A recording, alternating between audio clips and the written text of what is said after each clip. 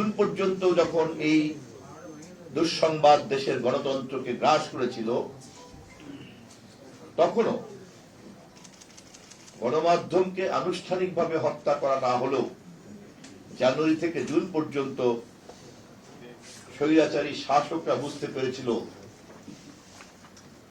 জনগণের কণ্ঠস্বরকে রোধ করতে চাইলে পরে এবং বাকশাল গঠনের প্রতিক্রিয়া যেভাবে ছড়িয়ে পড়ছিল, তাদের ধারণা হয়েছিল যে গণমাধ্যমকে গলা টিপে হত্যা না করতে পারলে চতুর্থ সংশোধনের এই ২০ বাষ্প থেকে ক্ষমতাসীনরা রক্ষা পাবে না। এবং তারা ১৬ই জুন, ২৫শে জানুয়ারি থেকে ১৬ই জুনের পরে এসে অবশেষে ফ্যাসিবাদ সারা পৃথিবীতেই ঐতিহাসিকভাবে যে আত্মহত্যার সিদ্ধান্ত নেয়, সেই সিদ্ধান্তই গ্রহণ করেছিল। চতুর্থ সংশোধনী একদলীয় সরকারের স্বৈরতান্ত্রিক সিদ্ধান্তের ধারাবাহিকতাতে ১৬ই জুন এসে তারা সংবাদপত্রের কণ্ঠস্বরকে হত্যা করল, রোধ করল। তৎকালীন প্রেক্ষাপটে গণমাধ্যমকে রাষ্ট্র এভাবে হত্যা করার যে ক্ষমতা, এটাই ছিল তখনকার সময়কার গণতন্ত্র এবং গণমাধ্যমের চ্যালেঞ্জ। ৫১ বছর পরে আমরা যখন সেই দিবসের সালতামমি নিয়ে কথা বলি, অথবা রাজনৈতিকভাবে যখন আমরা এটাকে যখন স্ক্যানিং করি, তখন কিন্তু আমরা বুঝতে পারি এখনকার সংকট আর তখনকার সংকট কিন্তু এক নয়। কিন্তু সংবাদপত্রের কালো দিবস,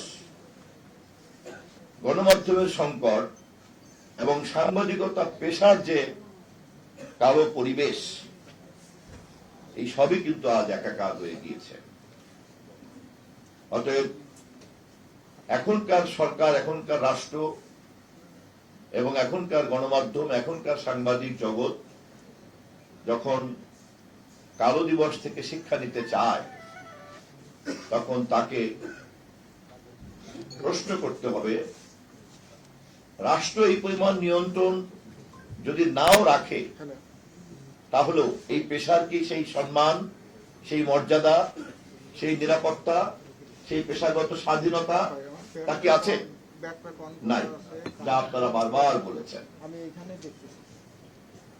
তখন কেবলই ছিল ছাপার অক্ষরের গণমাধ্যম।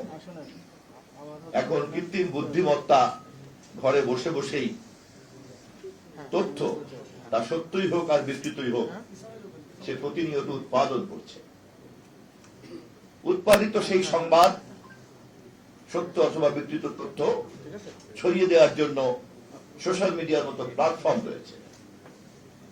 বিশ্বের প্রায় ১০০ কোটি সাবস্ক্রাইবাররা সোশ্যাল মিডিয়াতে ২৪ ঘন্টা তারা কিন্তু ব্রাউজিং করছে, ঘুরে বেড়াচ্ছে।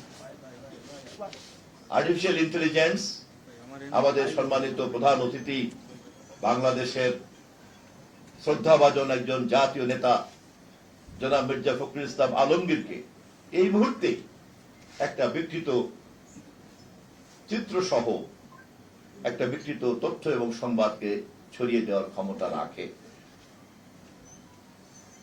অতএব ৫০ বছর আগের সমস্যা, যা আমার বন্ধু মারুফ কামাল খান সোহেল বলেছেন, আমরা অবশ্যই আলাপ করব, কিন্তু কেবলমাত্রই সমস্যার আলাপের মধ্যে নিজেদেরকে আটকে রাখলে চলবে না। সমস্যার যে নতুন চেহারা ধারণ করেছে, সেই নতুন চেহারাকেও আমাদের কিন্তু উপলব্ধি করতে হবে, অনুভব করতে হবে এবং তার সমাধানকে উদ্ভাবন করতে হবে। আমি বিশ্বাস করি আপনাদের সাংবাদিকতার এরকম উদ্ভাবনী এবং সৃষ্টিশীল পেশার মানুষরা সম্মিলিতভাবে সমস্যাকেও যেমন আপনারা পোস্টমর্টেম করতে পারবেন, তেমনি সমস্যার সমাধানও আপনারা বের করতে পারবেন। পার্থক্য শুধু এইটুকুই, তখন রাষ্ট্র চোখ লাগিয়ে কথা বলতো, এখন রাষ্ট্র আপনাদের সঙ্গে সমস্যা সমাধানের যে প্রক্রিয়া, তার একজন সহযোগী অংশীদারে পরিণত হতে চায়। আমাদের নেতা মাননীয় প্রধানমন্ত্রী তারেক রহমান ক্ষমতায় আসার আগেই কিন্তু এই কথা বলেছেন।